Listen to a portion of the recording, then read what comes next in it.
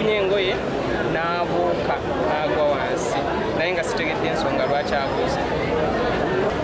Eri wano kwakulaba omukyala avudde waggulu n'agwa naye ffenna tutunulira mutunulire tutamanya bizibu bimutuuseeko naye osanga nga waliwo ekizibu ekyabadde nakyo ekimujje waggulu naye mpulidde nti avudde ku fulo ye 14 n'agwa wansi n'afa naye tukebera engatto ziteziriimu ate ensawo eri katukyalinda lipooti kuva ku poliisi.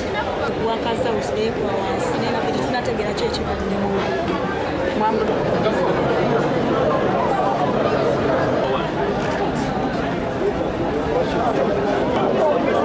N'abasirikale nabo